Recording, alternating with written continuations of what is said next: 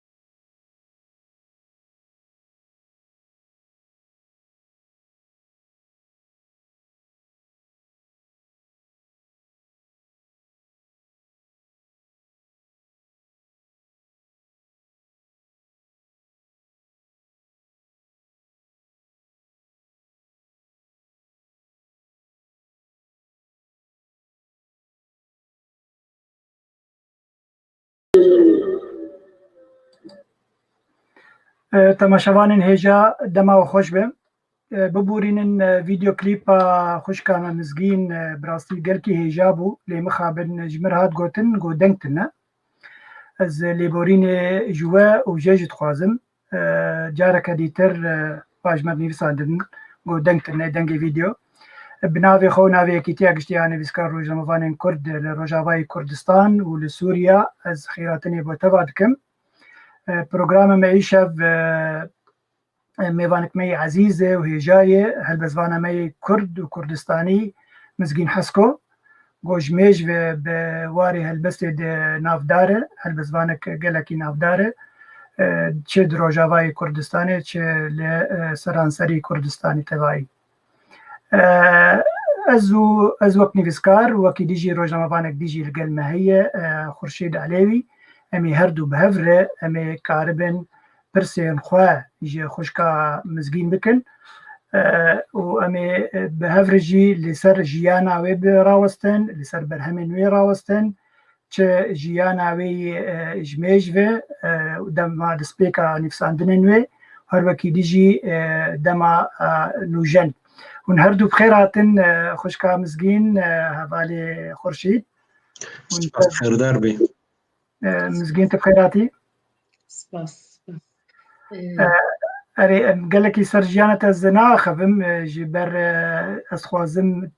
از و تماشاوان ما تبي بيزن اجدبي تبي بيزن دبا چوي تشكريه چما هاتي تشي برهم دار خستنن و پیش روجي چه پروژه انتي توري چاندي هنن لید از بکورتی از وید بیجم ازو وگو مگوت که خورشید امی هر دو بهفر پرسی خوشتا بکن امی ویدارن ای شب 2 ساعت و نیوه که حتی 2 ساعت آجیم کارن همی جیانا گوته درباز بویه بخوشیا برهمه خواه تجمر ولو لدارخه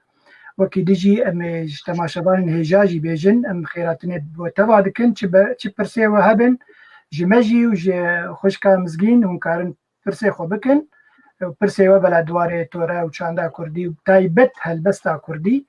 ام گلکی هجابه خوشکا مزگین بری گوز درفته بدم که خورشید مخابن بری گو ام درباسی وشانا زندی ببین ما تجربه کربو او ویدیو گلکی خوش درباز بو لی دما گو موشاند جمرهات نیفساندن گو بیدنگه جیم خابنیه اگر تبو خواز دسته بته بری گو ام درفته بدن که خورشید تبه هلبسته بخوینه و تشکی هجابه خونه چمینن و دور عمي دست بپرسي خو بکن تبه چه؟ بله اگر هیدی او البرد ستين بله بایا دسترتایی دا ريزو سلابي من جبو بینرین عزیز و خوشتبیین پای تیوی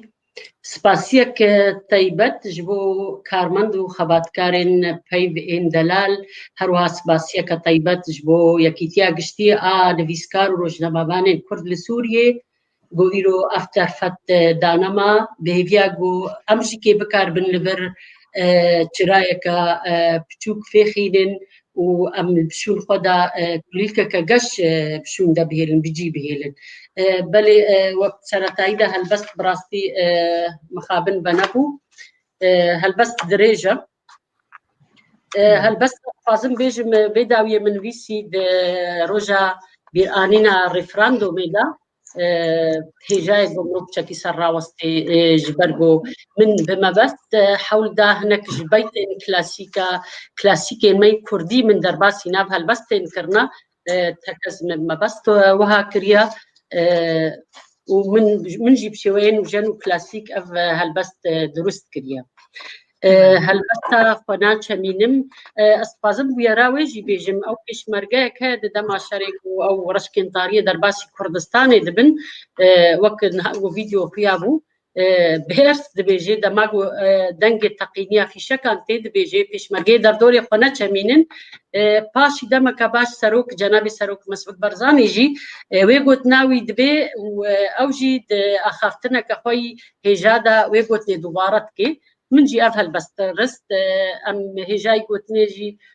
داغو از نخوازم براستی ما في كسكي أو كليب بآماده كرن وك فيديو دنگ هنرمندي دلسوز و پیشمرگه مي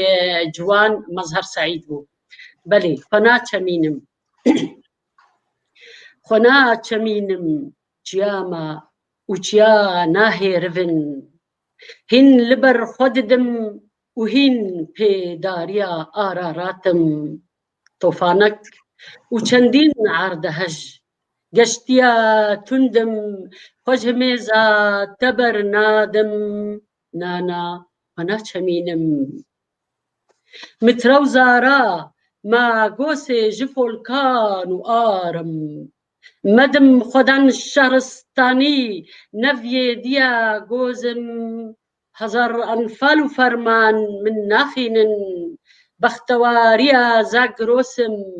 هركنا بيتك كلاسيك نو جنيا بجوش وخروشم نانا هنا چمينم کالێ دەستان لەبەر مەهرەڤانیا خودان ڤەدکا و هین مریدێ ڕێبازا ڕۆژم پەروا نەما بەستێ من ژی شەمالە تەڤە نابن هین پەرستگەها تەدە دسۆژم نانا خۆ ناچەمینم تليين من جرنجي خامية تفنا بن هر من صافي فخوار من صافي شمران فخواري دردي ما نندي دري لساني كردي داقو خلق نبي جنقو أكراد بمعرفة بأصل بنياد كي قوتيا كوي رباطمة كي قوتيا كوي رباطمة بازم لجوريان آلا رنجين ده القرم اشتخواز ومربانم نرقزها لسر دمن دوستان ده بشرم لفقرو شيرت كارم سيدايش جرق دنالم جرفي دل سوزان راهيلينم نانا هنا چمينم هرگو لباغي من دبزفستان پست نامين مزگيني پرودكم پست نامين گشبيني پرودكم اي دلبري قط منالا عاشقي تا شيدا وكالا سبحان جنافي ترى بتني كردستاني دل بنافي تدجني نانا هنا چمینم جوان ممکن کهنی دهرکن جل ما آختا لالا زرد بشکفن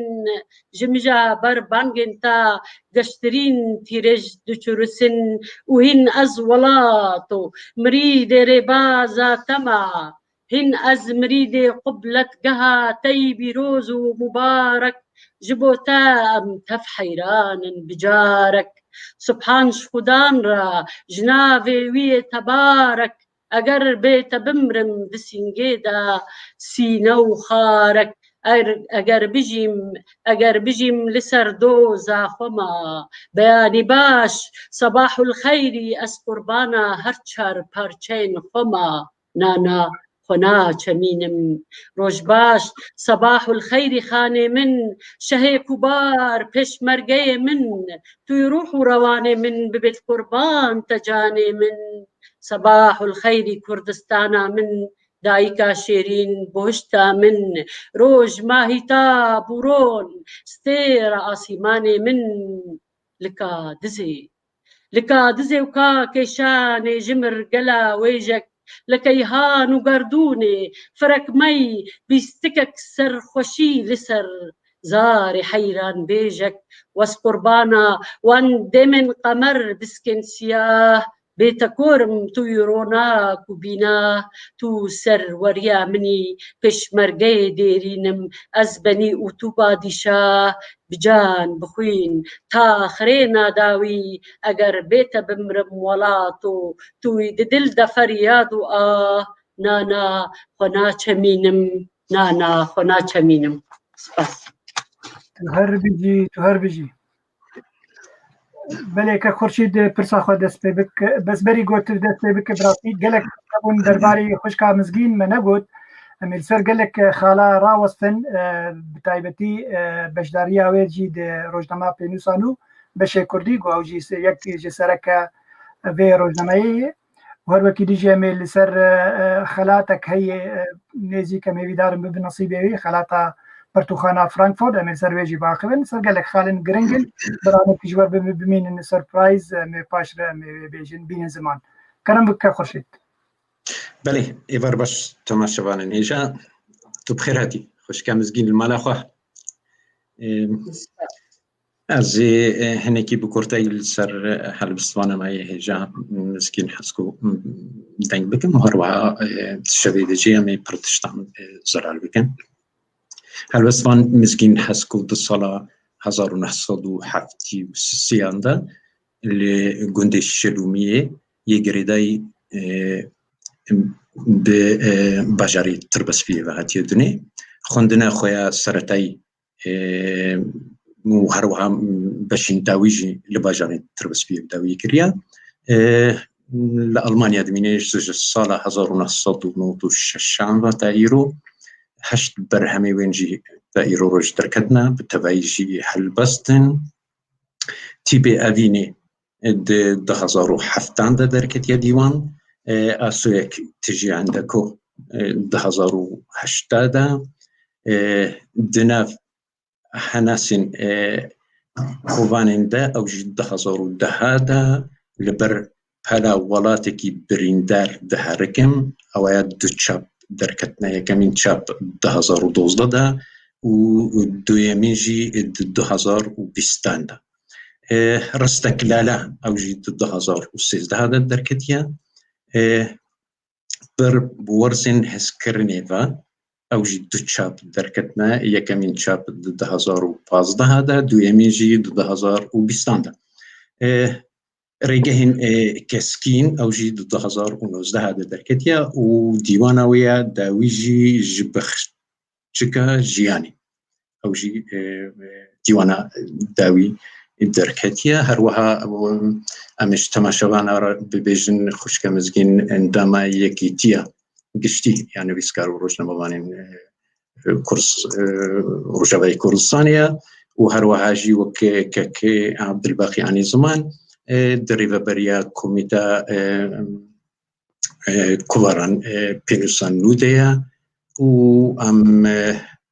ما ببيجن خوشكا مزجين سي خلاتي هروها وردتنا يكمين خلات يا السيداي جدرخوين دو يمين خلاتي يا يكيتيا قشتي انا بيسكارو روشنا بابانين كورد لسوريا وسيمين خلاتي يا يكيتيا جنين كورد اگر تشتكسي او ادبين بلكي انا ديواري ده فرسك امي برسكي وصادس بيبكن الزاروكتي جيانا مروفا ده يكجي قوناغين هاري جرينغ متخست هنكي ام وببن بال بفاقرينن بزاروكتياتا والشلومي جهي بيرانينا زاروكتياتا شلومي جي قندك بجوجكو لي بالي دولماند بو قندك حبش بو سي اولتي دبون كردين ماين ازيدي بون مسلمان بون هروهاجي برايمي كريستيان اما هنا كي تفاقرين ويدركي وهروهاجي او بندورا ويجفا كهبش تشوا بندورا ويل سروها بو فرمو بله براستي وكا وقوتي عديزمين باندورا دما زاروكتيت كساياتي ود آفا كرنا جيانا مروف دارو لك سركا دليزي هر الجور لكولين زادستيجي تكازيا ويا كيتكن بله بلكي مسكين حسكو إيرو از چلو حفت صالي مالي از هنا جيكي جيانا من هنا جي از كچا زبي ونوال ويقري بتوچك شلهومية مجبركو براستي رولك بالكش جيانا من دليست هركو از بر باش وابدگرم از بتوچكاي از تكزيا وقت بأصحاب خدقهم وي تيجيه ويا كي بو كتشكا بهرمند بوم ام بزاروكتي ام درت كتن وقت بيختي زاروك ليستوكي خواد ليستن هر من تخصص هر مسر جري جند بزاروكتي ما تقول بوليك الجند لسر جرهنا بوليكين كافن وكا مي بيجن باري كافن بونتشنا صهنا كاد بو مدينتنا بيجا غافاغو ام دغاري انا مالي من بريكي خوك زاروك من الحفتوك ادغاريان بوليك نبون ما حفتوك بخورتانينا مالي وكيدن بعد مدوادا مادا يكي ج ام بيجن ج كسين بيشيغو درباسي ناف بارتيا دموكراتي كرد لسوريا بون از الجور بيت زانم جوهنجي بلكو بربرسي هريما جرحي بوجي جاران جبين و تشيت كرن جبرفيا كي بلكو جواتا ويجي كي جواتي و گوندیان جی جواتنا دولمند بون اوان جواتي خدا براستي سرپیهاتی مامک تشتانو پرتش دهاتن گوتن باندورا به هاتک لسر ما هاتا کرن وکی دن دما ایوارا از دچو مسهر تختی بیرامن يعني شش حفت صالي الورهم اللي خوشكتي بیرامن من حج ويك يذكر متفص كسنة يعني خشكي ما متفص تانية تماشفانية آسيمين بكم عورا ومتسري خدا وقت نقاشة خدا خيال تشيد كرن پاشێ وەختێک بۆ سەرێ سبابێ جامش خەو درابوون براسیل سەر بینا قەحوا بابێ خوا بالکێش بوو بابێ پر حەج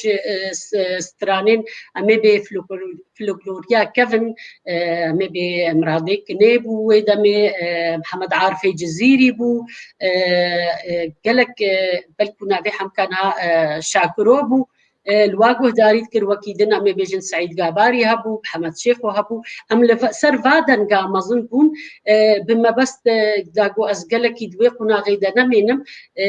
حفتشتي در دوراما براستي حميجي وك أم بيجن چاندا دفكي يعني هند بيدوكي خيابو باندورا كخورت لسر كسايتيا من ليست وكوزاروك جيكي أو بهرمندي أزجلك جارد نبيسر خدا جيب بالي شينم اي خوينار نویسکاری مینو گو دست پینو سیتکن اگر او سیسکا یکم او امی بیجن وقت عربی بزرا یکم دهنا به مروف دنبه هر چندین مروف حول بده مروف نکار به پیش دهری دست پکی دا حسکرنا دست پکی دا سیسکا تشتک هید ناتا مروف دا و پاشه خوندن و لگریان و خبات افجار ولاد دوات سرد لیزت وكيدن وبحث كر مجارك بالكيشة براستي جندي شلومية وكي قوتي سي أمي بيجن سي أول بفرا دجيان دن جندكي نما دجيان دكرن نمازن بالكوشيستو بين جمالان دوادا مادا أزبهورتكم تمني جندور 100 صالية شلومي بخوا نافكي كريستانية واطايا خوا نوالا آفيا جبرقو دمو دورانين بريدا أو خوا پر دولمن بكهنية خوان ایس رشتی هر وهاجی نزیکی چمی گنده زورابابو و چمی جرحی وجا هر سه ام باندورا به که جسر جیانا ما مالبات زار و ابگشتی حتی یاد کسی گل شلومیج آوای و خوارن و ام کسنا براستی تولرانس چندکا تولرانس ما بس لیبورین مالی ما پفربون یعنی دماغو جشنا امی بیجن حضرت عیسی پیغمبر بو جشنا ما تبع بو جشنا رمضان جشنا مزاروکا و نگو بزاروکا تنی براستیجی حتی بمزنیما ام الجلها بون بحسكرين دكتوكاي دا أمفلاهي دا أخفين ما بيجن كريستيانية ما يقول بكردي دا أخفين قد روجا كي برسكري يعني بالكيشة حركة يقول شلومية سربي هستيا قد شيست نوت صالي دا بلكي زيادة ترجي 100 صالي قد تمانيوية وزيادة تر يك برسكري جيت ناف خلقي ويدا تشينا هو بله خوش كامل أمي بقرن ديس أمي دما شويدة أمي راوستن تي بيرامي يعني دما حشتيد همي كسن خورتن كشن دنفشة مدى دما دس بچاندا كردي كرن دس بهالبستا كلاسي كرن جبر شونا أم بفين نفين شونا ملاي جزيري أحمد خاني فقي طيران فيدا ويجي سيداي جگرخوين سيداي تيريج سيداي كلاش احمد بالو ملا نوري ساري همي شونا خل مد قرتن جبر هالبستي وهمي كلاسيك بومبرنجكي كلاسيك دات نفساندن وقواز دزانم دي يعني دسبيكاتات دسبيكر بهالبستك كلاسيك وبهالبستك كلاسيكي كيفن دسبيكر وكيجي برهمك تجيب شوية هي وبيش قوتنا وي از باورم سيداي تيريج ترنيفسان بتكاري بحساوي از بنا خبك وبتشرنجي تج هالبستا كلاسيك تشو برب هالبستا نوجن كلامك بلي وكي من قوتي ديمك باندورا دمسرة تاي واسترانا المدهات كرن جبرقوه دميجي كي راستي برتوكي من كردي نبو ناي بيرام قدكو من جگرخوين بلي من هالبستا بيشيا برنجيش وازا كلاسيك ازبر كريا سيداي جگرخوين بو يا دوام يا ملاي جزيري بو لي مج امبيجن بلكي جهة كي جفرو فريانجي مشترانا ورقرتبو هالبستا بجا ام بيجن باندورا وان هلبست جو بشوي استراني جو براستي هم اهنگيك و هارمونيك هبو زود هاتنا زبركرن لما هاتكرن بلي ما دست واني بو زمان ويدميت صالح شتي د حمين بيسكارا جيكي بهلبستا كلاسيك دست بكرن هجاي قلتني قول فربيج من بهلبستا عربي بچوچكا ايدا دست بكرش برغو من نكاري وازماني كردي بن بيسينم دماغو الولات وك دبر هبو كي من بكردي بعربي جي هبون لبراستي من زو دفجي بردا بلكي جيانا من رحي من بيرو باوريه من بهتر بكردي هبون قوت ازي خدمه زماني فبكم بلي بجا هلبستا امي بيجن هلبستا كلاسيك يا كمين هلبست تبي رامن جبركو تنبونا برتوكان كومانارين هبو كومانارين زبهركم ويدم يبزارو زارو بورتكين وهاتي بو برمتكيم بو صبغت حسين ستراني دبيجيا بيراتوري هلكشيما تشو ماجوري هردو رحمن بندوراز منتي بيرك تيج توري كرد برداتي بلاز هات نزيك بو حتى داويا ويناكي وها من خست ازويا جبر بكم ومن جبركر بلي هلبستا كلاسيك براستي اسبيدا ناتشوم دهنجي دماغو ام الولات بون دوي ثمانيدات تشيلو بينج هلبستي من مجوارد قلت هلبستن از نسانو حتى كي جان راضي هلبستون براستي دسبوشيل مصطفى حاج رحمتي مصطفى حاج محمد وكد يزيبين مزمان دريا وارا دريا امي بيجن بارتيا البارتي دا جهاندن سيدايتي ريج بري ام داویان از بهورت نوتو دوا دا ام چونه سردانا سیدایتی ريج او ایناکی خستبو گو ام بهفرارونن کاتجمیرکی و ام سر ویدیوانی باخفن براستي سيدايتي ريج قلتنا ایناکی حتی انها لبامنا بيكي لكينا البردستيمنا وكاد بيجم زيداي نفرو بالي نفيسي بود درباري ويدا تيدا بيجيو او خوش كي بالكيش وجمرا تي بي ارامي كرديات تي بي ارامي دنفيسي دبيجي مزگينا دايلان من جنابي خاصو مزگينا دايلان دوي امي بيجن برهبو كده دبيجي هم تيدا جي كدوي دست نفيسي دا جي وهم جي جمرا قوت براسي قال لك كيف خوش بو دبيجي هلبستيتا غور تمانيتا وينا قال لك وجنا كردا بشوي كلاسيك لجمع لسوريا مي بيجن نفيسينا قال لك بلندن واقر در كفنجي قال لك رولاكا باش بليزن ليه من تخصدر بس هنا نافاروكا وببيس سيدايتي ريج ام بيجن رح نيسر نافاروكي نبون لقوتا من تبشي وزا كلاسيك دن فيسيني خوشك تي بيرامن لكي مزيدين واهنا ام بيجن آلية أستو سروا ام بيج آلية هارمونيا و آلية وكا بشيوي كيشا ساس قلت برسكريك الورهنا اگر دماتا هبي امي دمكي بابرا رونن امي باكي ماسيان چارا سر بكن قاشي قلك يجي كي براستي ام بيجن قشبين بقود في بينا چاپ کرن قاشي براستي كسكي مل حس چاينا بو بري مل اوروبا بو ادم دا زور بو الحس چاي بمينم اجي كي نوهاتي بو ادم دا من شرط كازي چاوال مالكي بمينم بس هجاي قلتني براستي جارای کی بلکی د پایف تی وی دیان کیم هاتوی گوتن سیدایتی ريج براستي مروفکی پرگشبین بو مروفکی پر مروان بو ام بيجي نفس نزم بو هر خوشاگرد سیدایی جگر خوین دی تی بیرام خوشک و پرج هلبسته خوی خوش دلال دگوتن جمرا گوتن بالکش بو جیازه ببین مزمان دماغ و هلبست گوتن وها موزیکك آوازك بيرهبو يعني دوهم روف دا وك آوازاي جلوما سعيد جاباري أصبحتم دا رحمتي سعيد جاباري دبيجي دبي قال لك تمام دبر ما آواجي بير دبر الجورجوتي بيرامن هاري داوي او برهفوك معاني تهزار دهانو مش ولات اني براستي اذا ازهو بوارازيبو چند هلبشوامان ومخستا ديوانكي سدميجو من برهف كرن خصنا وكم ببرهمه كده يك برتو كده وقالك هنرمندي ما كرد براستي هنا كي سريمت شان جو مسكين چمات هلبستاس ترامينا عندي سيدي اما بين سروي مسلجي بريز درفتي بدم كك خورشيد سلاو و ریز بو همی تماشاوان هیجا ام سلاوی و بربچاو دستینن از جی و میوان مجی و هر وکی دیجی که خورشید بتایبت افسازی انگوجمر نویسینن وک روج نیوز سلاو و ریز بو تباهی هنرمند ما خلیل عبدالقادر ریز و سلاو جبوی هنن تشتکی بالخیش نویسانده بو انه ام وک روشن بیر گرکم جوی مثلا ایدولوژیا درکدن جوی مثلا ام بیجن تشتن ولو حشكي زوا ام هرم برب آلي درهنانية در ابداعي بيقو مانا مي قرك ازو خورشيد و خوشكا مزقين ام بين سر في مسألة ام او جبرسك مي مسألة درهنانية ابداعي عندها هنانية ام السر راوستن و ابدبالا مدى خليل عبد القادر وريزو سلاف جبوتها هنن كلام بخورشيد بله من دخست از دسپیک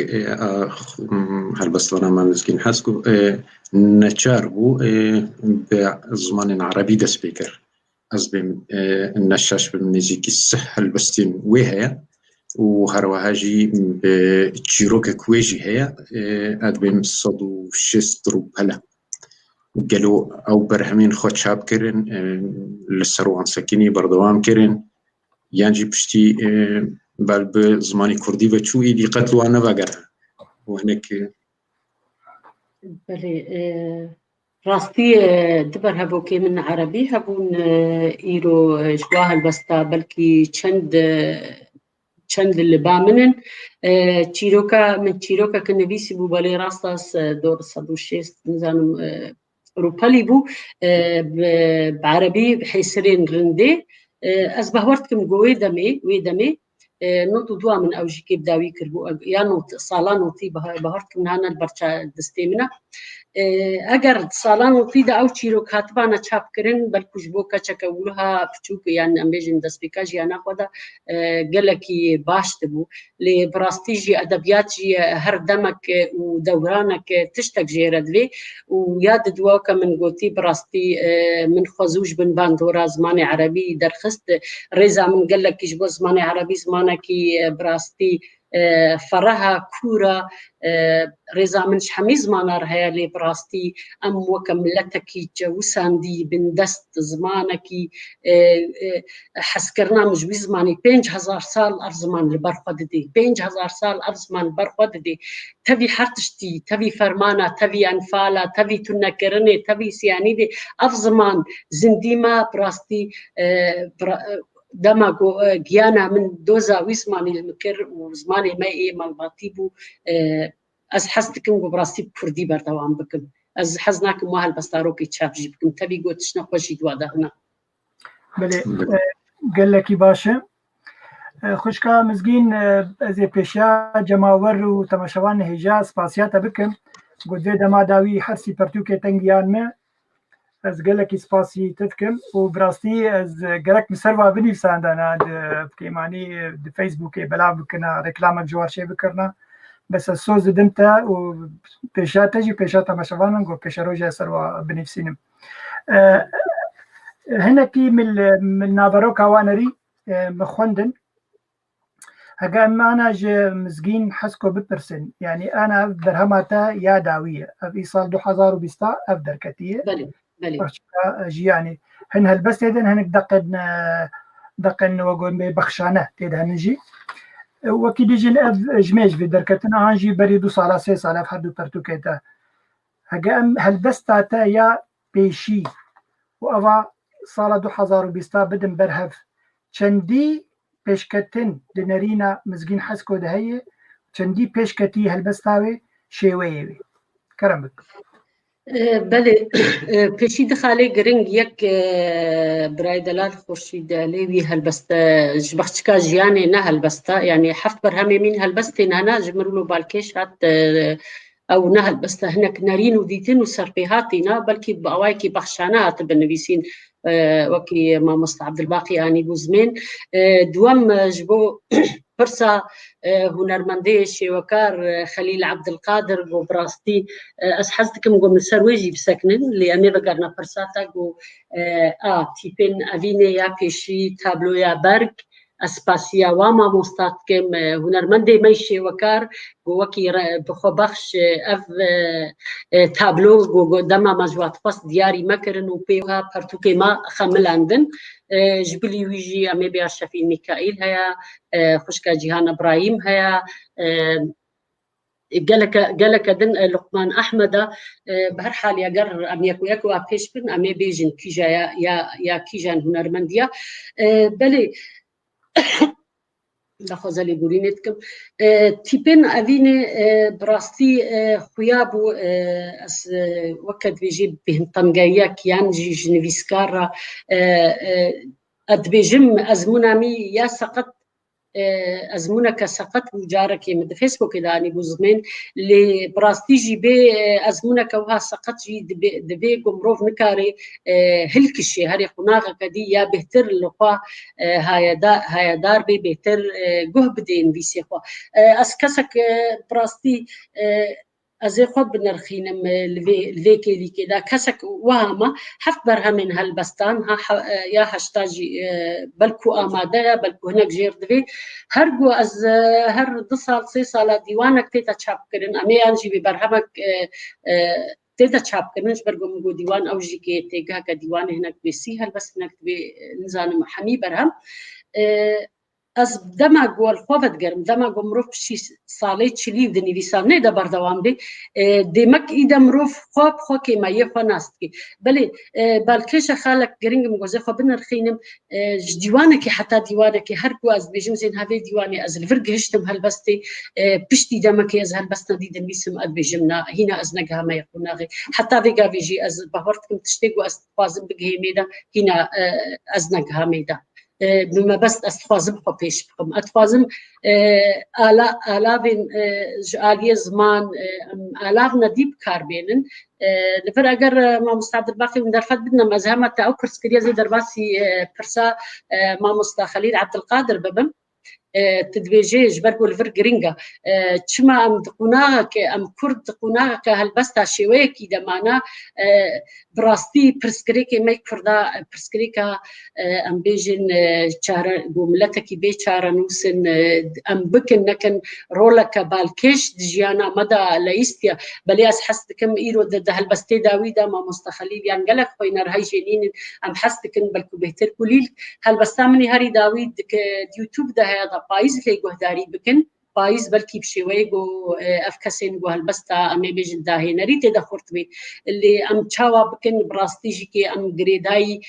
وك هالبستفان ام نكار ندوري ايش وازاري ملتيخوا ام تخوازن بفرن دوري وايش وازارا ام تخوازن جويكا كلكي طن قدر كفن لي مخابن يعني ام ملتكي بندستن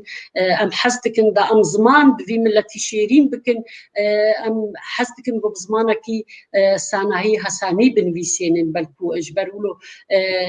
بلي انها از بيجم د صالي داوود د ديوانا بيد او بهتر ايجو ما بشو بينن وبهتر مسكين حسكو بينن وبهتر برب امي بيجم بيبالوكا دا هنريه د شي باش باوايكي باش لي اسبق ما از نزانو بلي كرمك بس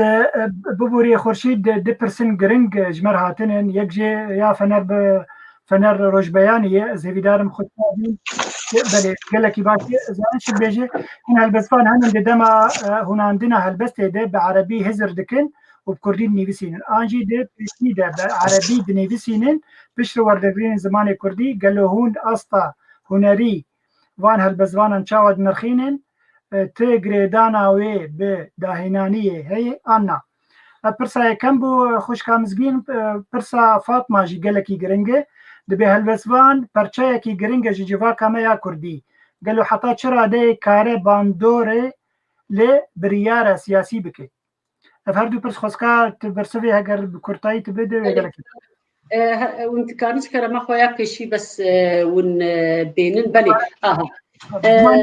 هزر ذكر زماني عربي اللي بكردي نيفسينه وكيل وردقرين بلي من الفند بلي البرشا فينا بلي يعني مخابن براي فانا روج بياني انا دمين هذا بدريا فيسبوك يرا وكد بيجي ميديا سوشيال ميديا يرا ام هالبستي وهاد بين براسي بهورك كسي قد بهالبستي ازنابج مقهما استك بلند اللي بصالا 6 صاله دن فيسين كيماني از بيجم 6 صاله دن فيسي مجبركو بركي قناغان فيسي جي من تشتن دن فيسا دن يعني هافوكن تشيت كن لفظ وارد كرن يعني ما خش نویسین نوام دبو جبر وی اتکارم وین خاندی جبو کسک و کمن کسکی گو بسالا مجولیا وی بزمانه کردی را به جیان هاوی ده بزمانه کردی پر حسانه هر چندین هالبستوان بلند به ام درس از خاطر دخم گو هالبکیجا هالبست بعربي هاتيا رامان بعربية وهفوك بكردينا پر حسانه براستي مخابن هالبستوانا ما يقويرو نافن بلندن جي في تشتيتكن يان بالماني دفكرن كردي دن فيسينن براستي قلسكي تشوتا زمان مروف زمان ردجي مروف تشاوا از درامم تشاوا از مجول دبم تكليا عردنيغارية مي بيجن پر تشتنا تكليا ويت كسايتيا هالبسوان دا برولا كي درابي پر وكي ماغوتي لكايكا دي منكي قلسا جو مروف بعربي برامي وبحزري بكردي بن بيسي يعني شكي بكردي بحزري وهري بعربي بن بيسي زي دا يورو برسا خشكا فاطمة بلي اتبيجم اگر هالبلكو هالبستوان الولاتي جهاني بقشتي بهالبستي خبا مجولن لإما بنفيسان دا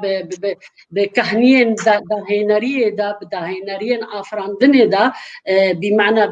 أمي بيجن بعربي ينابيع الإبداع دا بتشنا ديفا مجولين ديشن بهالبستي خوي داروني ودروماني دا برسكريكين داروني ومجولين 100 سالي بيش يامنا لو استاميان ديساندني ننزمه بلي بلكل جم ما كردا يعني مخابن جارنا بلي ام كارك يتكن ام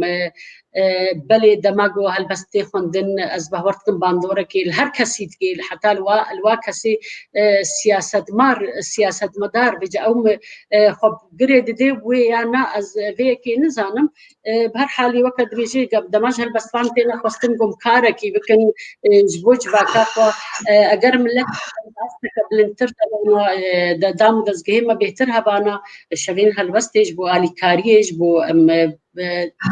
تشكريا ملتي خدا بن اميويجيا كي حتى كي جا استيما باندور السياسه كريا مخابن قالكي جاران سياسه مداري ما لروشنجيران يعني امي بالسياسه مدارا نفيسكارن لهالبستي وكما بلكي قهتارينا كن خوش كمزين مني بقولن فرسك تماشباني الماء بريز هجر تحلو براسي اجي بر او تشتكبال كيش بو مجي وهروها بجماويجي برسك وساكر بو هبونك بقوات يعني بحيث دواري هالبستي دعايا وهمبرويجي بشرمي يعني جي ام بيجن بركي ماني دوارين ويجين ديدا ام بيجن تشيروك بي كورتشيروك بي تشرومان بي تشيجي شانو وديروك بي بصدم تشي الجورتا شمون حموبال بهالبستي قالوا زماني كردي بهتر يا هالبستي يعني صدمني دي هنا ناكو بلكو من دنبيسنا خدا أسبقاوك ونارين دبي جم دبي بلكو هالبست كشكانيان فيسينيا ديروكا دويجا جيهاني بقشتي ديروكن دمو چرخين بري زايني دا حركسي نكردان تاني حمونة وملتان هاتنا بشيوكي أمي بهالبستي دستي كرنا هروها دما أم كرد أم بيجن أم النبيسين مهر إزار لشتي فقرن للسبقين كرد من زيدي فقرن اللي چاندا خويا كيفن واللي خويا كيفن جي فقرن أم بين جارة كدن بأوايكي هالبستانا هفتو داندي بريكو بيك هاتنا نفيسين أو سبقوا لابجوا أمي بينفشتين واناكي الجهاني بقشتيجي ولوبوا كرد چما حمي هالبستي دنفيسين براستي برسكا بالكيشة حركس هلبست هسانيت بيني اللي بديتنا من هلبست نشي ويكيلو هسانا بلي هركس كاري چند گوتنا الهف سوار بكي لنا هالجحمي هر ام بيجن تكستا كي تيرا تيغوتن هلبست بلي استاما باشا بديتنا من استاما روماني دا استاما يكردان باشا استاما دام بيجن يرو دغوتارين زانستي بكرديتي دا نويساندن باشا دوار زمان ناسيه دا كرديتي دا نويسين باشا فلسفه دا باشا بس نزانم چما حمید خوازن هلبستان بن یک دیتن لور هیات کارم بیجم جارکی گوتبو ببورات جارکی گوتبو ام جارنا دچن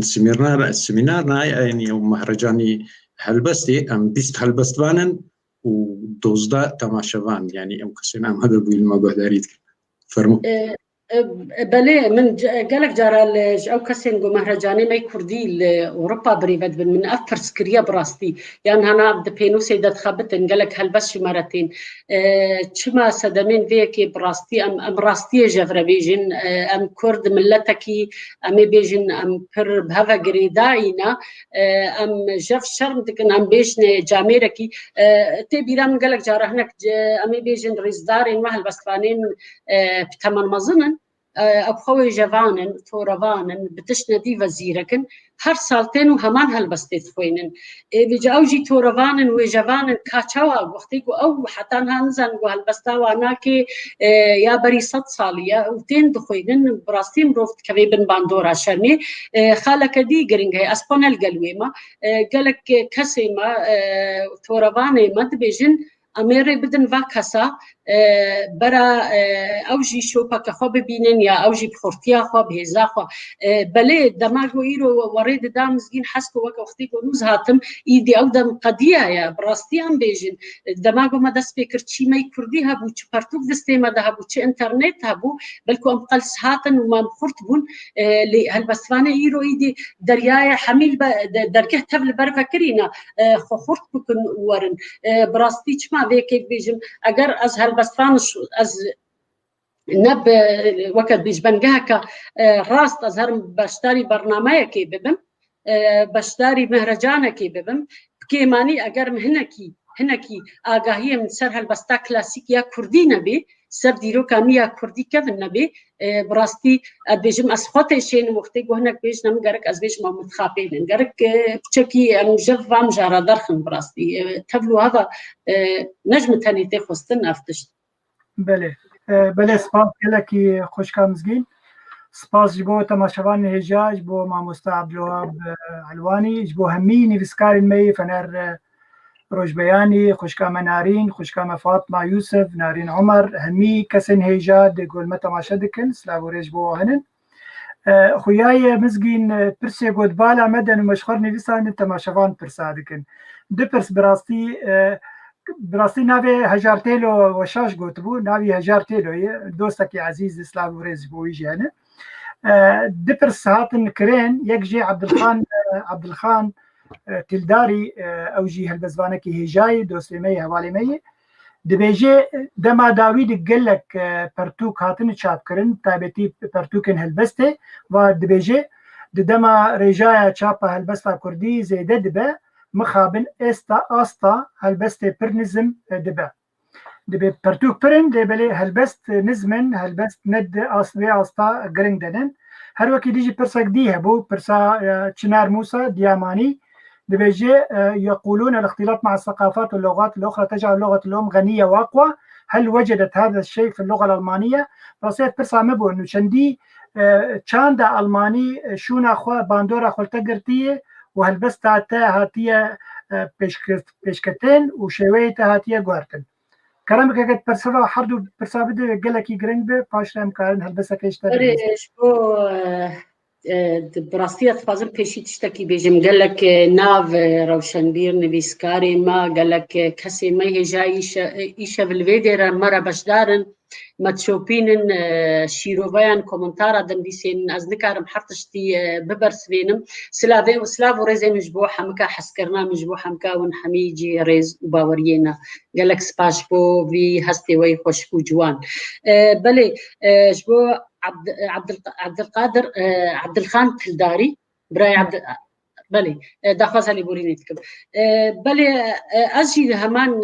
فكري مالهم الجل همان راماني ما نح برها البست إيرو شابت بن أمبيجن وكما قلتي بصالام دنا فيواري دمانا أست نزمة أمي بيجن بلكو هرتوك نتينا تشابكنش حمي خالان با هالبست ناهما أمبيجن زمان وبيت ورستاويا كل في سواركي أمبيجن جالية زماني وينك سازية دا دنجي دالي موسيقى دروني دا دالي أمي بيجن ميتافورين خوا وينين برو هم بز هالبستك گواشتی واتایک خدا ویدهلی بلکو او دوری ویکینا لیچما تینا چاپ کرن جبرگو ویدمی براستی هر کسی گو کاربی ایرو امی بیجن لباکوری کردستان پر چاپ خانه ما هنا یعنی المانیا هر کسی براستی پریها بند کاری بده چاپ کرن هر کسی پریها بنده چاپ کرن لی از شیرتا من جبو هالبستوانه ما جبو کچو خورته ما ای جوان بری ون تشتکی برهمکی چاپ بکن گرک ون بکیمانی شانی بیجن سی کسا بطوره و بویجه و مجول بن و نارینا وابستینن اینا ایمن از بیجن وقت ازمونک لسروی پرسی ده تجربه خویا پیشید 2007 احمد حسینی ما مست احمد حسینی وقت بی پیشکش کرن کر وكيدن ما مستنا هجالنا باروكي وجالي زمان شيكي وكمي بيجن ما مست سليم بيتوك ما مست ما يتربس فيه جرح هجاز زمان قال لك ريزو سلامي من بويانا ليناري حمي برتوكي خدا جي مبخوها كريا من مشاني هنا كاكريا جبر بيك داغو ام هلبس نقلس نبدن ندنا تشاب كرن ام خوتي شينن بيشي باشا يعني ايرو ازي بيجن ويخلق بيجن دبرتوكيتا هنا ريزي بدنا وي تشيك امي بيجن قدرك ما بي وين ببنا مهرجانك برا وسخلاتك يجي بستينم بهوركن ديرو كده افانات تشتاوي ونفشك ايه نفشكي خوشك الخبان بي وهريكي بهاي فاتشتابدي جبو برسا دوم بله چه که امی بیشتر هلبستا آلمانی یا نویجه آلمانی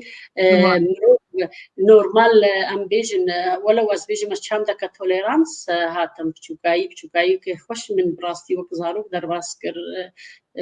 هجای گوتنه براستی به کمپلکس به پرسکریک لتکس سالا مروف الورد منی ویجه کبیبن باندورا ویجه دا یان ویزمانی دا كاريتيك أرنتي تكرن لأمبيجن دروني هالبستوان ونفيسكار اللي إيمش بومن بلي دولة مندية دماتو تزاني آلافين وأو زماني خدا نقو مروف هري وان تشتام وان آلافين أو تخبتين هالبستا خدا تبيني سر كردي بخبتيني نابيش بركو هر زمانك خدي طيبة مندية كخواهيا بلي بلكو از بيجم از كفم جارجانا بن باندورا و جوهوق از چندين ليش برا شواويا برنجكي أمي بيجن خودن فيسينن درونا خودن فيسينن بزلالي بفكري بي أم بيجن سانسور بلكو جارجانا نكارن ويكيجي كي بكن بلي كرم كنا ناخذ برد برسبع دا براستيش برس نديتين از پرسک دیجی هبو خشک ما دلال هي براسي او جي هالبستوانا وهروها جي جالفانا كي قالي كي هجا جوهر مامو خشك جوهر مامو از بهم اويجي پرسک از كيف خوشن پر ام كاربن امجي وهمجي تماشباني خوجي ديك الخوبه كان جبو فيش وير كده اويجي پرسك ربو قتبو قالو لغور خشك مزغين حسكو وجا كردي شكي ماي ويه انا لغور تدبيني از نشاش بموسى نظام خشكا بنت كاربيني سر شاشي بلي برز مزگین حسکو خان گلوتو وجا کردی دچه که ماسیاده دبینی بله وجا ما ها کردی بلکو اجوا کسی قال لك جاليه وجاي بس بر قشبينم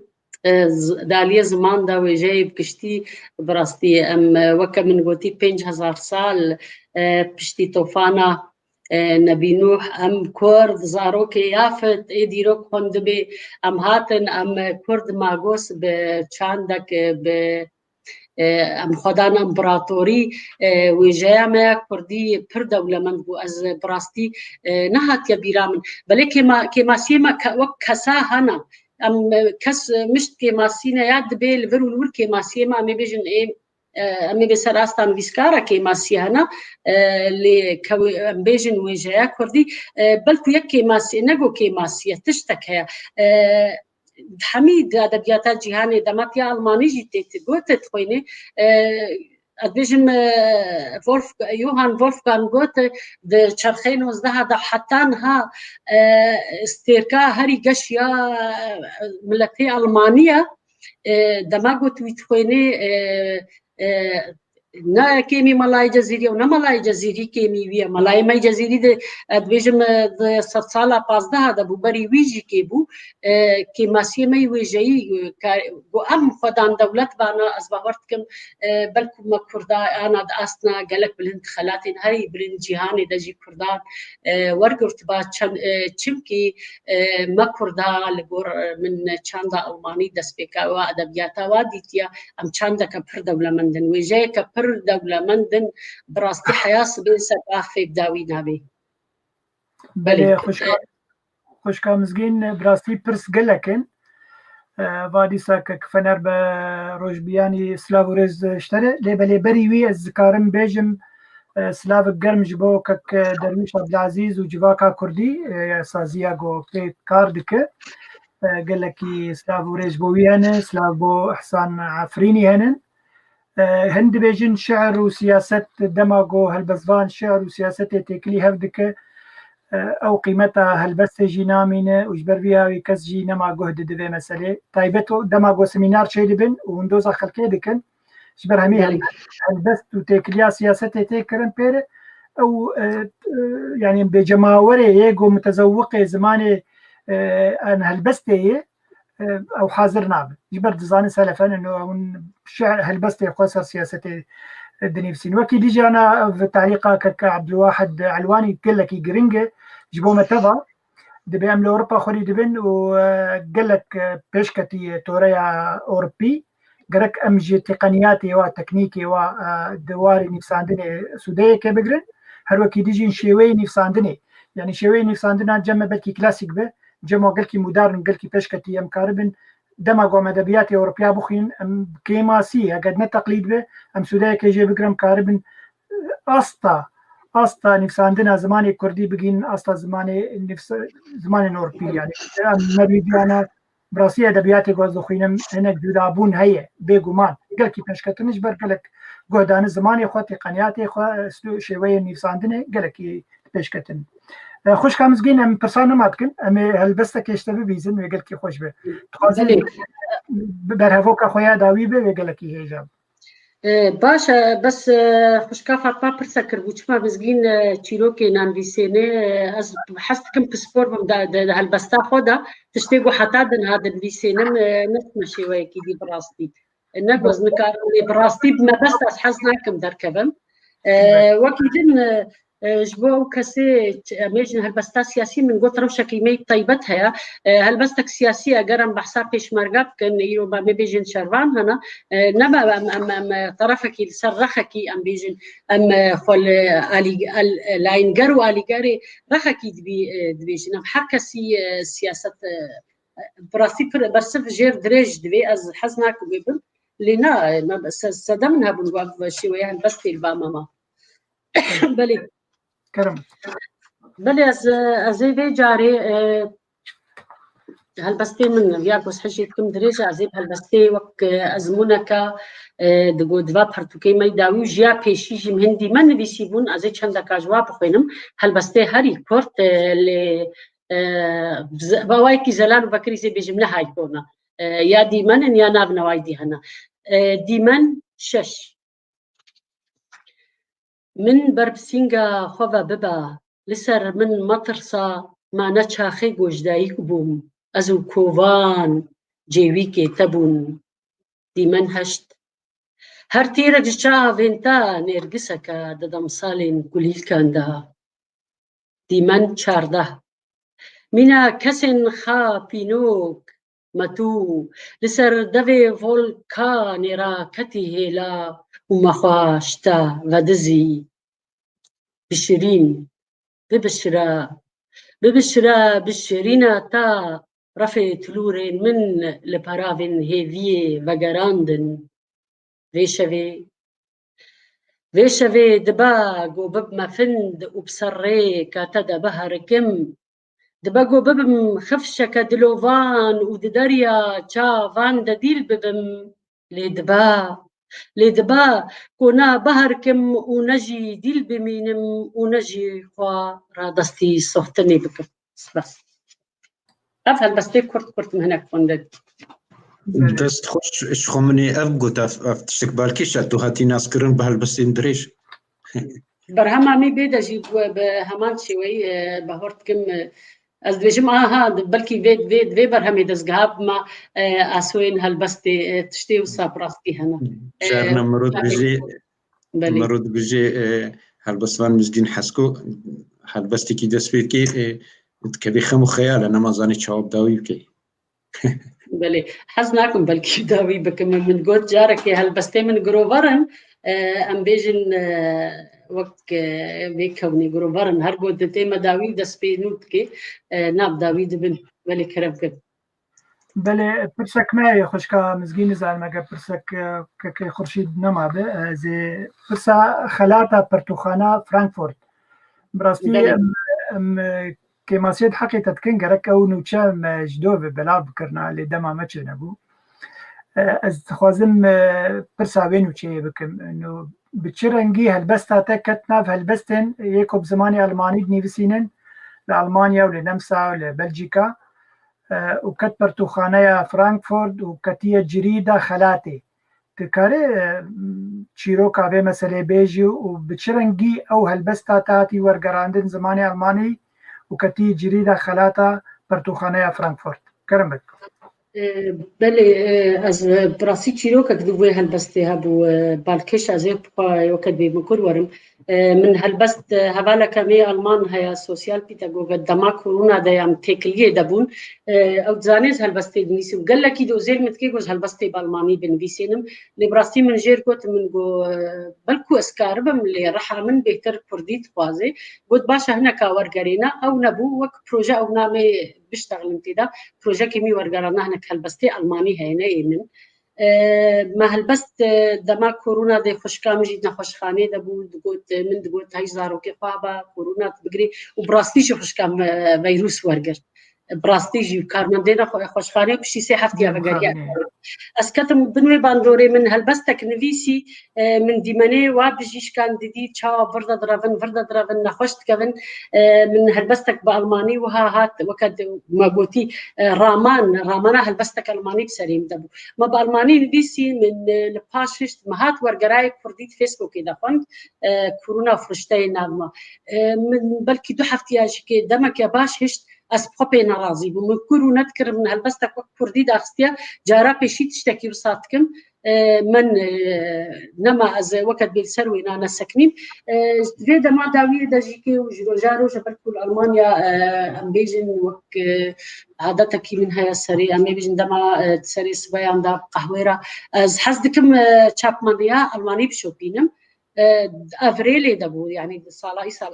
ابريلي دبو من دي دينانا برتقانه فرانكفورت لهالبستي بشوي نفاز دقازي وك هما منجي كي براستي ايميلا وما هالبست ريكر لسر ايميلي براسينها في جيني من زارو كانها بالك مش تكسيره جي وانا نقول ومن ريكر من جبي ذاكر دبيستي دبيستي في مش داري دبيستي هاي بايا هذا جبركو روج بنامبو من انترنت بكرة ما يزيدم قلنا مايك ايميلك وايد ريج هاتيا بيام تابيروز دكن اجي براسيل بنقو هي هفكتم هل بستا بيشيا قم بالماني نفيسانديا براستي جارا بيشيا از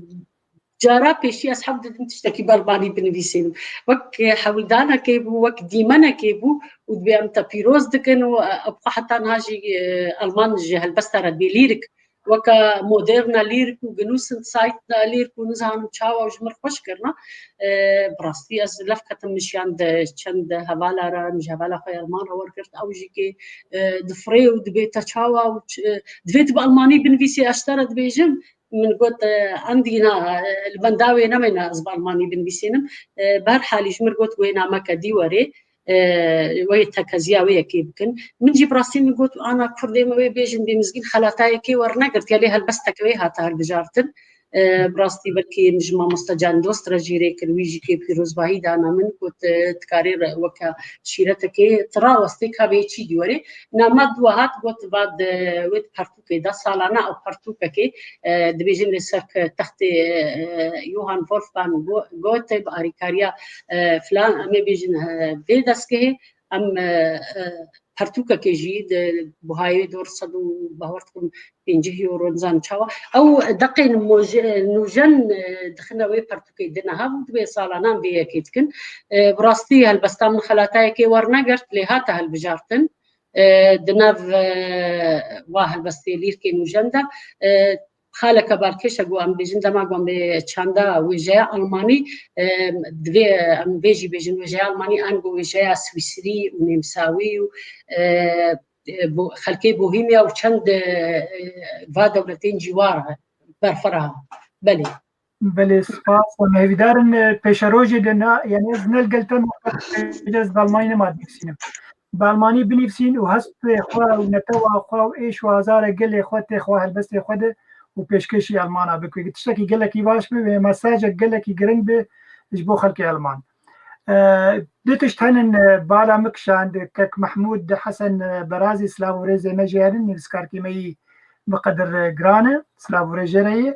خوش كما ما يحسكو خوش كاتا مزقين قال لك دوزة هالبستا كيتك بنافي وقت يرك بأرمانج جير وجمر بخوين جوير جي بخوين جمر جي بخوين كرم اللي اقر او البر دستي من بي او براستي او هالبستا يكيا جو امبيجن بهاتيا هافراس حسكو هافجيني خوش كامنا وامبيجن ونرماندي مي هلال وك امبيجي هالبستفاني ستراني وآوازفان براستي بسركفتيا ويجي راتشيكر هنا تبيرام غرق كولستان خرور او ناكي بوكوتانا برسكريغا كشيبونا غوت او هالبست بو بچكي چيروك پشتي چند سالا مدوغره دا بلاف کربو پشتي هفراز حسكو امبيجن آوازي راتشيكر هالبست دوغري دا جارك ياد بينم امبيجن بوك ميديا نزانم يك كرد بون قناه تلفزيوني ادبينم هنرمند ابراهيم كيفو همان هالبستي بشوي كيفيد بيجي براستي از ماما كاو دبيجيد بيا غنيمير زويا جهات برسينا فالبستا كي حسانا دبيا غنيمير زويا باشي من سر فيسبوك او ديت مجير نبيس مغو اف هالبست امنه دوغري ده هاتيا وقت بيجي تكزي ام بيجن وك اثباتك دليل كيجي كي هيا براستي بشتي ويشاخي هم تكليمه وغنيمير سوجي ونرمنتكي هي جايه جمره بشتي دمكي هالبست ريكر قوي كچك امي بيجن جزائري كتشك جزائري هالبستات تيرك بيار مانش دبيجي ونيفي هالبستي يعني نهات نغوارتن بس ورغران دي اسباني ونيفي داوي باسباني زي غوارتن افتيروكا تيرك بيار مانش براستي از دوزانم كا بيكا بيكا قلت لي بقر مزقين زي هناك تشتاب خوينم بني كلامك والله باش تبي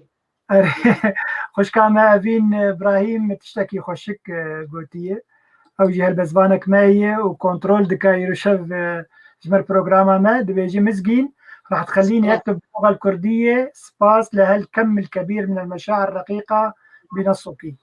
يعني براستي باش جو امبري هالبزباني نخوايه جو بزبانك ديد نيفسينه طيبتي زباني عربي تركي فارسي امبري بدم زباني كردي وبيجو مان كسل اوروبا خدي دبن قالك ام سودايا كش تورايا اوروبي بستينن ام كاربن بواز زماني ولاتي امليجي ام كاربن دردو ايش وازاري خوغم قد بين زمان جبو خلكي ولاتي كلامك قد حاضر كلامك از نزانم تايدي ما هل بس بيقولوا بهناكي ما كيش شاب تشكي بكيش تشيكر نهمان هل بس بقوا بي ستراندن تي بيرامن مالها برازبون بجاز أنا أو برضو بلكي نيا شويس استراني بي كليك أبيني وكثيرك بأرمانج هاتم راستا شعبينتا بربجيردا تشوم وسكتما دليتا دبرك برجرم نما خويابم بوم سلاف هاتم جرجي تسف خوارم پشک به پشک تاگ و از وندابم من قرم بدان لا شیتدا من شاخ سپارتن هف وقت نکا پیری درهی خوینه دا بلابم وگاوی کلیکا اوینا من بناویتا بشکوی بله بجاز مثلا ما باسترانه بو از هف سربت بم برگو ما بچکی وکب کشا جیر بچکی هم آهنگی ما چیکر بو عاجزني كخورشيد كرمك بله منی پرسکج خانم مزگین بکرا براستی او پرس بریدم که منو که عبدالباقیج نویسکاری می هجا فراد جوهری جی کرد از او پرس جاردی دوباره بکم هنه که بلکش براستی او هون اف نویسکاری بزمانی کردی دنویسین قلك جاران يعني او خلكين مخابن يعني او خلكين زماني كردي دخينن جيمن ان برتغوان كردي وان تشوبينن او جي جيمن قلك جاراز بهم بلكي ون سكرا خد دن بركري يعني وكريسك كي ولكن في وارده انزانم مزكين خان تشد بيجي بلي ما بس لسانات كردي بلي مخابن مقود هجماري وأنا جارنا بمرة براسي أم بخو أنا تشتكي بايات كي سر السوشيال أو بيجن فيسبوك يعني أوكي تب كردي بايات كي تميزان دهكسن إيجو خندي بلكي نجه دهاش عيني أو تبايات كي بزمانك دي عم بيجن عربيا أو تميزان بصدا جير أو كرن يعني خندوانين إيجو زماني كردي مخابن يعني وجه شيء از بيجن وجه تبيشة كيمن في واردون يعني از او زحمتي ونتير درباص بني يعني براسي از برجارات بيجن وكون سكرا خو بدن بركيري مخابن يعني بلي ديار دا يعني جيم بيجن نخشى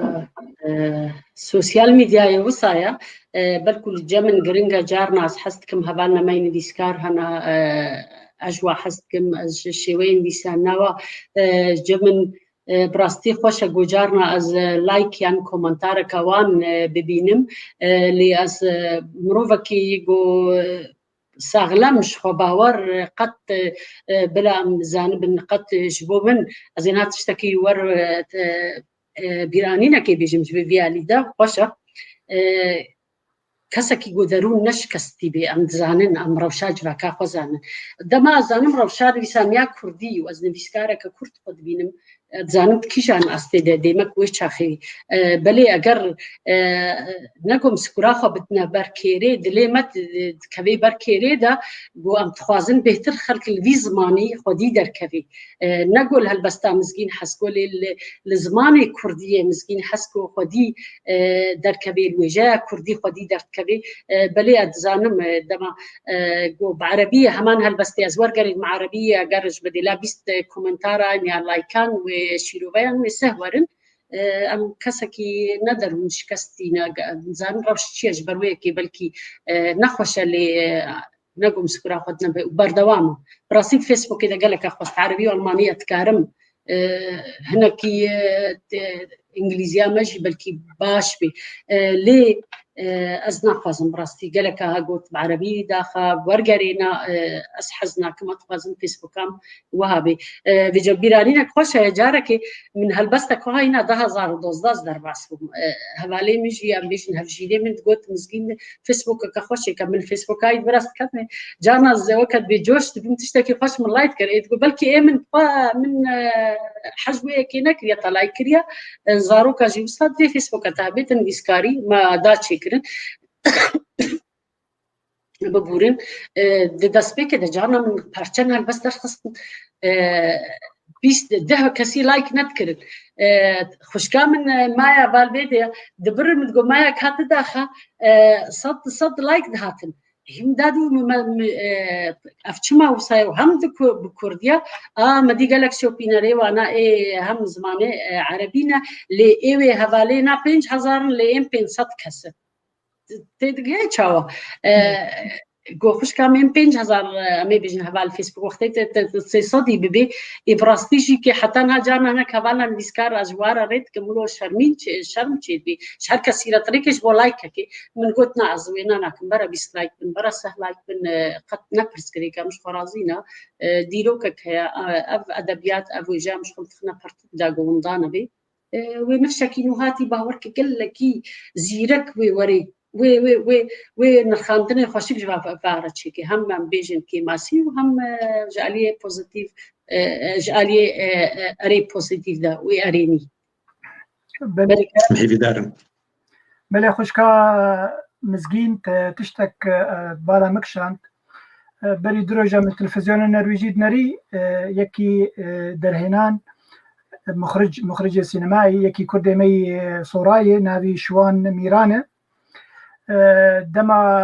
تابلو عشتك هنرمند جي وفيلم عشتك يعني شوي جوان عشتك وكد فيلم عشتك تشيروكا خو هفالك كويه يبقى دكار بير كاردك تشيروكا خود بيجيا كردي تشاوا بنابر بول كردستان باشور تشاوا هاتي اوروبا ايش وازار زاروكتيا خديتي همي جير بيجي او خور ايطالي اصلي بس انا زمان نرويجي در پرتوکا کل سرچه دکه همی چیروکا شوان میران دکه پرتوکا بزمانی نرویجی یعنی اگر او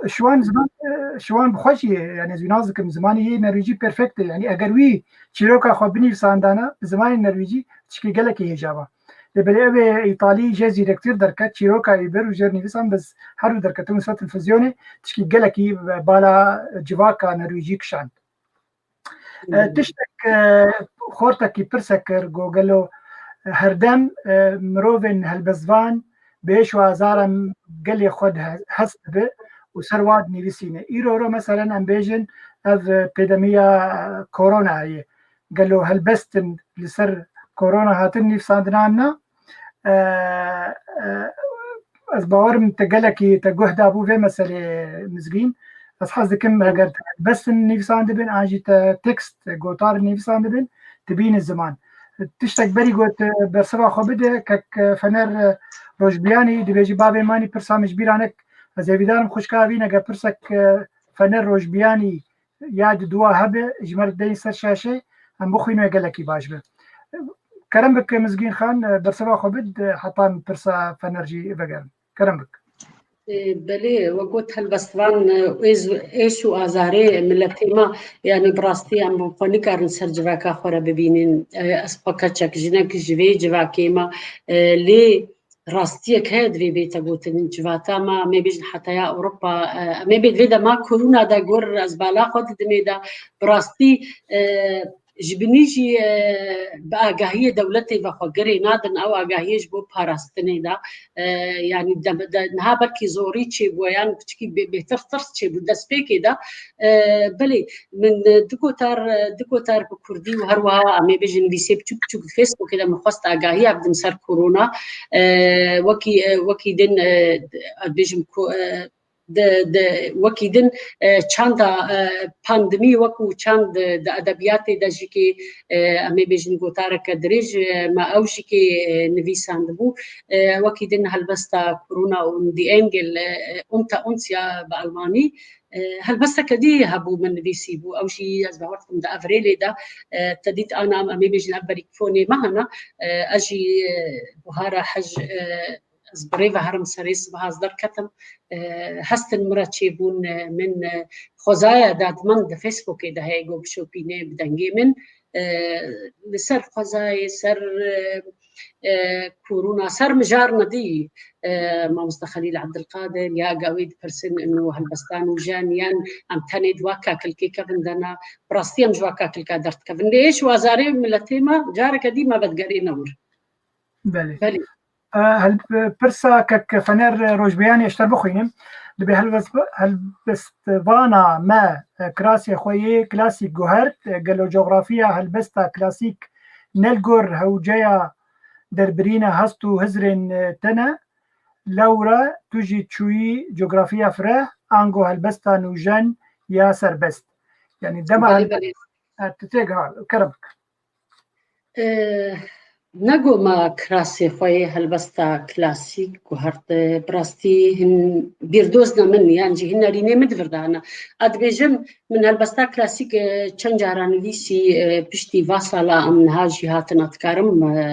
جار ناوك مي بيجن بين بدانا كي اصحاب دم بنويسينم لي سدمه ده که چه براستی از بیجم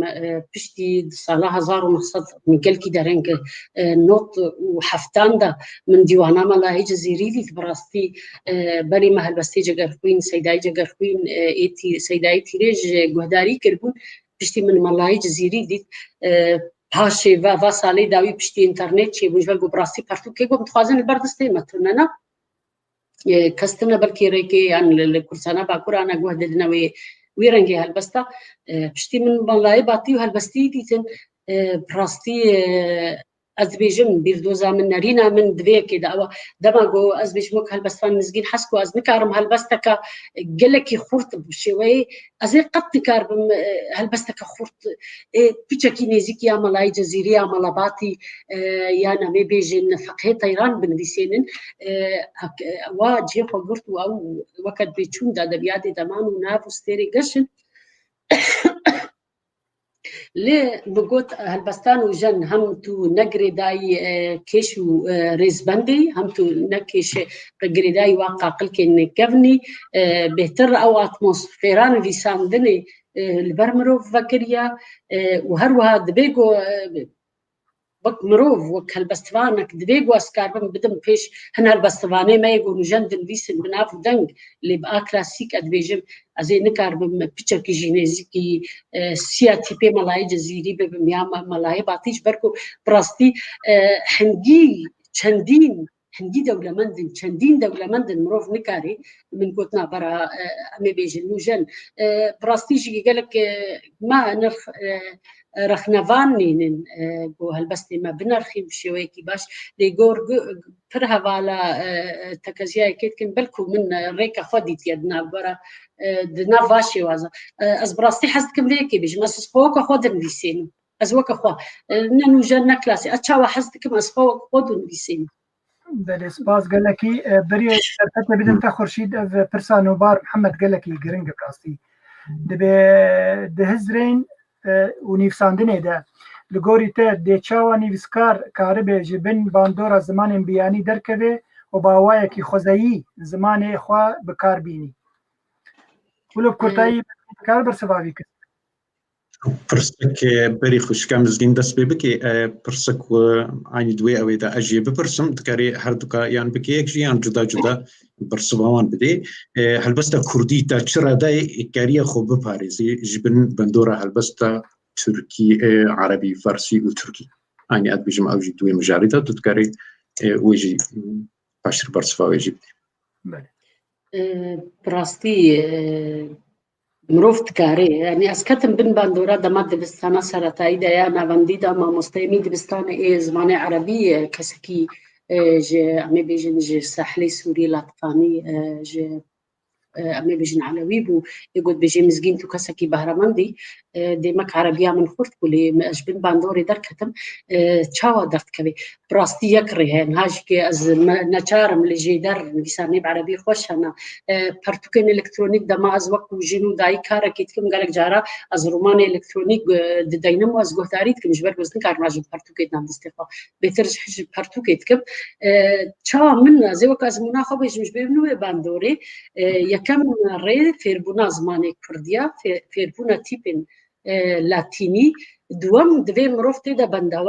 بردوام بی چاوا تودکاری بردوام بی دست بی بکنج خورتی مینو هاتیر لدیروکا کفن امی بیجن ویجا و هلبستیکا کلاسیک یا کفن یا کردی وگرن افاناکی و وهلكو بهتر ون كردي بحزرن وهل بهتر ون لينكي خاكي خدين سر ويركي انغو جيانا ود مالي درو جانا كردي در باستوي دوي دمكي حياه دمكي ونخناس بكن ونكاربن زمان تشاوا كردي بحزرن خوش بن باندورا زمان عربي دوي ون داخل دور بكن براستيجي من خوسا كر انا عربي قداريتكم لقطز نمت كم بن باندورا ويش وقت بيز بعربي بن بسميها بعربي بحزرم خوندنا زيدا ايما دما مدى يعني تبي يعني برتوك حركز زانيت صالح شتيدا برتوك تنبون انترنت نبو ايرو البرفا نفشينو هاتي امي بيجن انترنت يوتيوب دا ايرو امي بيجن بصدان درس وانين اونلاين بكردي هنا امي بيجن ايدي قوتارن زانستي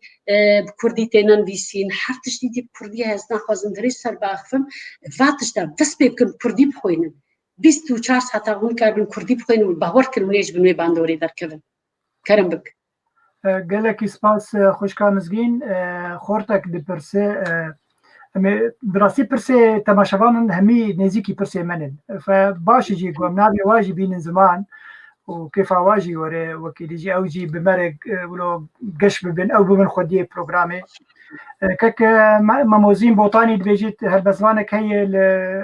رخي ديركي عندي وري نبي احمد شيخ صالح طبعا جيري زي احمد شيخ صالح موكل كتياق اشتياني بسكر روجاواني كرد روجاوي كردستان براسي بلكي خلاتك مدابي مروي هجا او برساوي دشتدك انه قالوا تويناز كاننا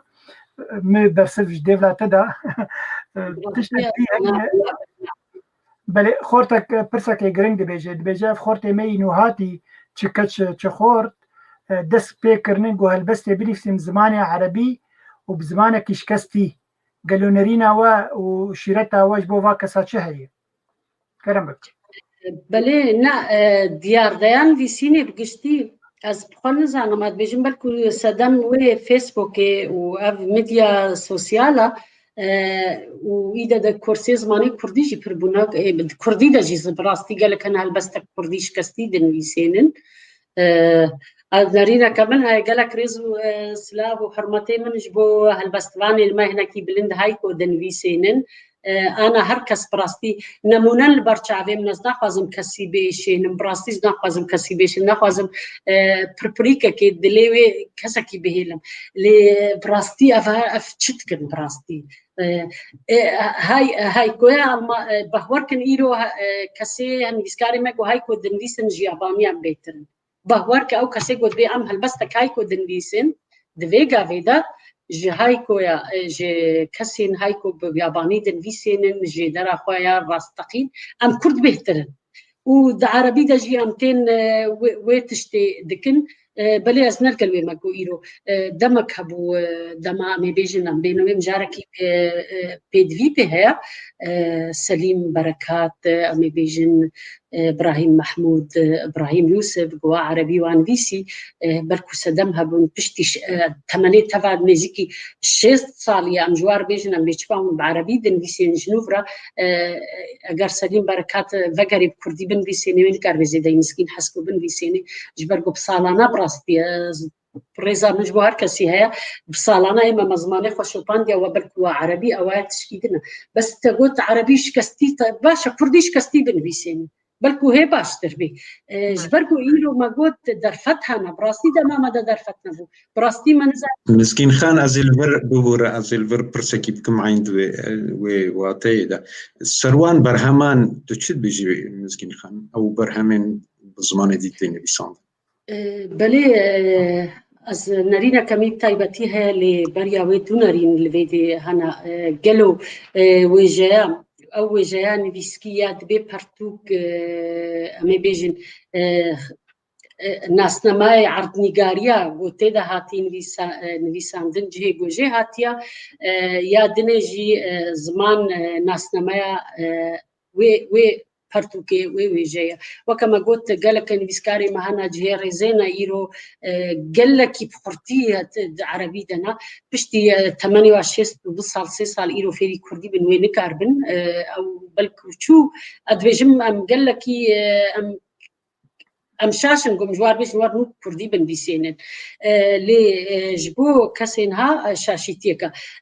بلي بنارينا من اگر ام راستي بيجن انا من زناف اخفتنا خد عن زمان دما جو المان بيجن وجهه الماني وجهه الماني وجهه سويسريا وجهه الماني وجهه امي بيجن نمساويه ديمك بهتر ادبيات بزمان خوا تيدا ناس كرن براستي هر چندين سليم بركات ابراهيم محمود ابراهيم مسلمه مسلمه خستنا ايش وازار كل درد ما بزماني امي بيجن اي سردستين ما بگهنن دا دوستاج مرچيكن دا هنكي گوداريا ماكن خدمتك مزن كرنا جهه ريزيه لي براستي ايرو دفي برتقانيا مدا جاكيا جل قرچكا كي جهه برتقي عربيه ايرو تشجا برتقا وقت ايرو جند بالحديد البام بي ازي بخم برخ برتقي عربي ديمك ام بيجن بلكو نفيس زماني ادبياتي دبينا سنمايا ويجي يعني مخابن نقو از بيجي نارينا منا بلي جبركو دنيا بكشتي دي ولو دبيني دماغ امتين از بيجم امي بي جند بالحديد يا سليم بركات سيسركي حسني احمد حسين تكون براستي زمانه كي خوش نويسان دي دمانتين بريك يا سليم بركات جو جاندوس ورغران دي زمانه كي خوش البامن افايا بهتر كردينا راستيه كدري بيتغوتن لي چينا دي جوار بيجن ايرو كارا بنور وغرن كاتي چاوي وغري فردوسي شاهنامه بيرانيا كاف نويسان دي براستي بله براستي قالك برسنن روتويانو سر تتحزك تشتكي سر هلبست ابوخم بلي رز براستي رز وحرمتها من جبو هركسي جو خد وسطيني ودنفيسي اتقازم جهل بستواني كسنا ما هاتن قلت النابلي كرن معلقه بوخم لبر دياردك بالكش هالبستافو هيجي برچعبه ادبيجم هنجي نگو کسی نویسکارتنی گنهکارا او آلاوا رگهاندنی ایرو اف میبیجن نف تلویزیون اف دیجیتال چی بونا است کسکی گو است نزم بین نه هالبستوانی مجير به هالبستوان او اونجي گنهکارن هم ون دهلنا او كسرقه وهريش وبهور بكي وهمجي كي بلكو كسن هنا يعني بلكو البيجم كتشكاغو هالبستاخوي جواه هالبستك بكردي بلند النبيسي بلكي العربي قال لك يجي بلند بي او دزكيه جواناد بي جنهكارا جبر فيكي بلكو بيبي راوت دسبيكا بايف تي في دا هاتن باوايكي زنديلي سماغوت دفي براستي برنامجين وجهنا كي جو خوندبن بكي معي يعني اما بيجنا من البرا مادانا هنا كي هيا مجديرو كي هيا جوي جاي هيا جي كلاسيكيه هيا نكارم تشتكي سر هالبستا معلقه بوخم براستي بيجي ما نكارم يرك كسولو لكن براستي رشيد بلا برسا داويش تبي بشر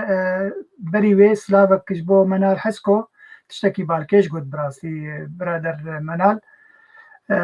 دبيجي كسي يقول هلبست وتوريا خوري دركبه ويكارب ولا طاجي عفا بك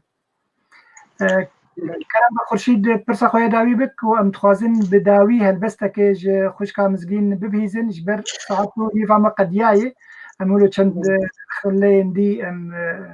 ببي كلام بله سلاوريزش كي هجام مروان بركات رجي او جي برسي كرك بيروست كي دوار زمان داوجي شمرنا ما كن بيساندو سلاوريزكو جبو ان نزانم خوشكا مزگین ورگر جی تکر بو ورگر از نشش بم چندا یا زاروکا بوش زمانی آلمانی متخصص هنی کی السروین داو کی از بم نشش بم پرتوک جوان تبهرت بو ورگر تبوش زمانی آلمانی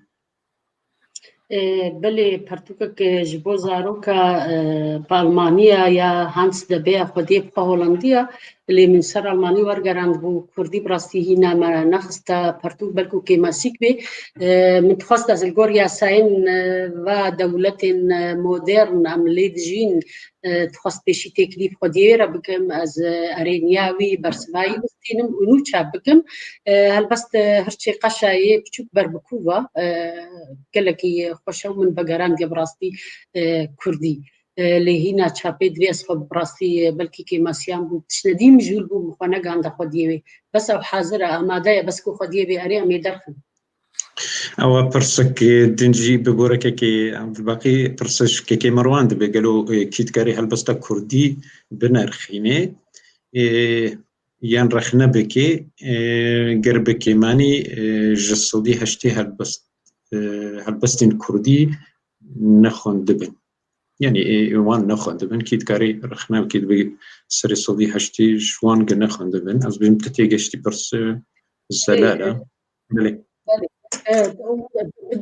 بنەرینا من زانە کیتکارێ بنرخینێ وێ نفسەک بێ بەلکو چەند ساڵی دین پێدەویامە پێ هەیە ئانا کوردی زمانی کوردی تێتە فێرکردن ئەس باوەڕکم وێ نفسەکێ بەلکو زانینگێن ئەوروپای ئەمریکای دە کوردیمە بخۆینن و بزمانێ خۆ بزان بن باش کە هەنیە نوژێدەرن ڕەسەن ئێوێژەیە جیهانی خوندبن و پاشێ بەگەرن پشێوەیەکی زانستی ئەکادیمیک زان بن چاوە ئەما رەخنە بکن و بنرخینن بەلکو نە ئیرۆ بێ لێ ئەو قوناغ وێ بێ یعنی بڕاستی گەرکنان بێژن لە زانین کە هەد هۆکێ هەیە مژینەیە کوردستانی کێمانی بەشین زانستە ئەمێ بێ ئەدەبیاتە کوردی هەیە گەرک بەشێک ژوا هونەرە نرخاندنێ بێ گەرک بەشێکی سەربەخوا بێتە پەروەردەکردن بەلێ بله سپاس گەلێکی خوشکا مزگین هاتن داویە خەلەکا خوا هەگەرتە هەلبەستێکی داوی بکە و ئەمێ خاطر ji temaşevanan bixwazin gelekî spas bo we teva ji bo komentarê we em kêfxweş bûn bi vê wilo bejdarbûna we wilo xurtî delal û bizanebûnek hildayî û bilind û spas gelekî bo te mizgîn ji bo vê hebûna te îşev ve gote îşev wilo xemilan bi gotinê xwe yî spehî û bi helbestên xwe yî nazenîn fermû بس دیسا رێز و سلاوێ منش بۆ هەر کەسێکی گۆ ئیرۆ ئەم شۆپاندن یەک بیەک هەلبەستە ئەس بخۆینم هەلبەستێک بێ داویێ ئەزێ بەشێکی پێشیمێ بهێنش بگۆ ئەم درێژ نەکەن هەلبەستە پاییز دەری دەکە بە کوردیش پاییزێرە ئەزێ نە دەستپێکی دە بخۆینم پاییزە ji pişka gelaweşê بس دقيقة دقيقة اللي بوريلكم عندكي بتشكي من خلي خدنا بهفت خستنا براستي لبر بايزة مش مشكلة بلي بايزة جرستكا مهان سي موريكين جدا بري رزان منا جوهان سرشتي جدوشا باوشيان خم بفياني تن داغرتن پایزا و رفع قلنگن گوشکوچه وستیایی تن چرینه و فتحون زوین جنه جوت کری پایزا شپشکا گلاوشه هینا جی هناسین گرم و جممکن عصیمین کنا فکهورک دمن هنارن جشقی درهای به منی دگر نجینن پایزا وخريني ببسكن خلخلوك إن بانداري شلفي طازي فرقجلوك ونفسر فكري دكذا سرو سرما إيدي صبتو جنجينين بايزا داوين دن خمين بايزا وسمورن جان سفك بحزو لفين بيهم با وشفيكن جگر ميار هر آمادا چیروک و چیوانوکن برب اوغرا ورزان با دكمناكم جياني من ناطفزا هرقافك وقرتشينيج دلكن بلنج المسيتي تدر كمانك هي منو دلزيزة بايز سيمفونيكا بهدانا هرب سودان دليزة بايز دوباره سێبارە پارچن هەستێن مەلوولش بەر هەفتووی بەر هەفتکە و بهەرمۆنی پێلێن ڕەوان ژەنینە ئەی پاییز بايزا وصبي دي سمور لكا كلكن زفستاني فقرن ودي بلين رزياي شاخن بلوشين تفلي غوفندا آخيببن صبي نتشفيك دمينن ونجي شوبا بيكين من